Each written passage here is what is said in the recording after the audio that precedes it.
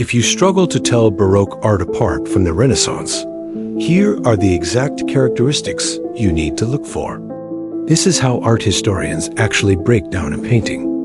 And by the end of this, you'll be able to spot the difference in about 3 seconds flat. Walk into any major art museum, and you'll pass from one gallery into another.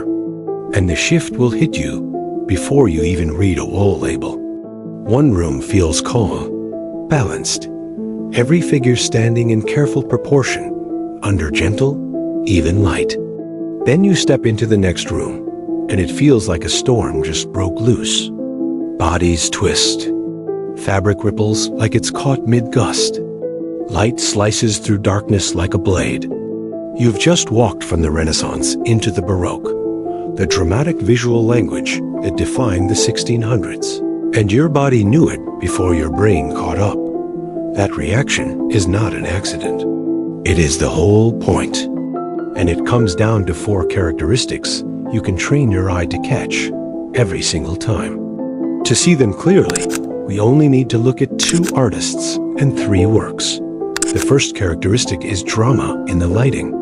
Painters call this technique Tenebrism, a radical intensification of the broader principle known as Chiaroscuro, the contrast of light and dark.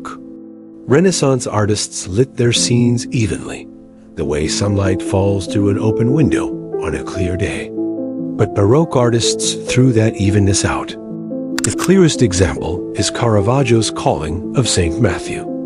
The painting is almost entirely dark.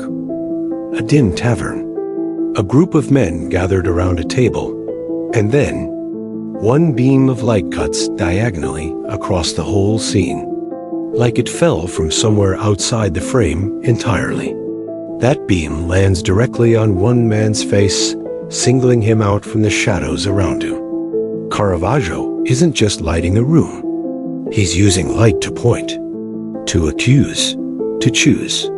That is Tenebrism. And once you notice it here, you'll start seeing it in half the Baroque paintings you come across. The second characteristic is movement, frozen at its peak.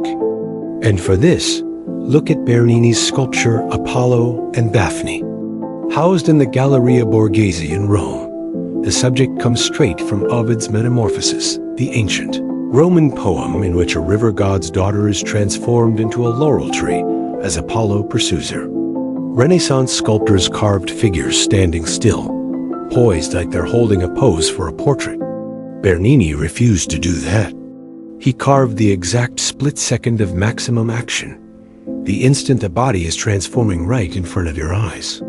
Daphne's fingers are turning into laurel branches mid-run.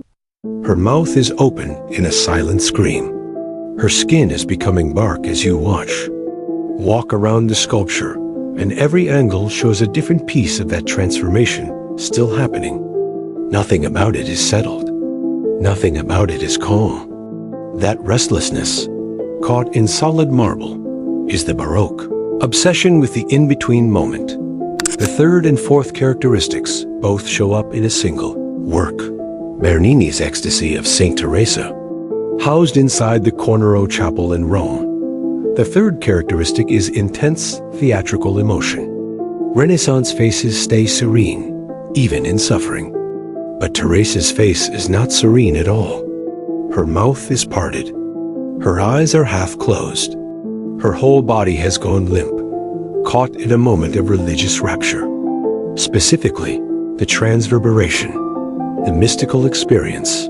Saint Teresa of Avila, described as an angel driving a golden lance into her heart. So overwhelming, it looks almost unbearable. Bernini wasn't interested in restraint. He wanted you to feel her ecstasy the second you looked at her, not read about it afterward. The fourth characteristic is scale and immersion.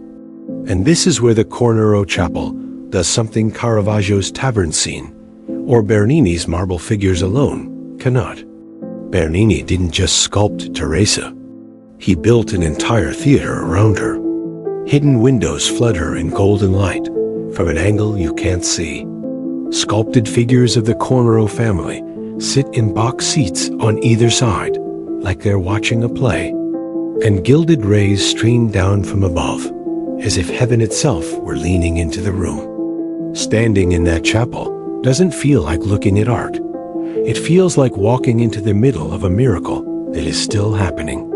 And here's why all of this matters beyond winning an argument at a museum. None of these choices, the light, the movement, the emotion, the staging, happened by accident. And none of them were just a change in fashion.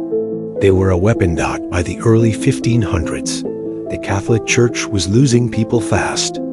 The Protestant Reformation had split Europe, and millions of believers were walking away from Rome. The Church's answer was not only theological, it was visual, and it became known as the Counter-Reformation. The Council of Trent, which met between 1545 and 1563, formalized this strategy explicitly, decreeing that sacred images should move the faithful, provoke piety, and draw people back into the church through emotional power, rather than intellectual argument.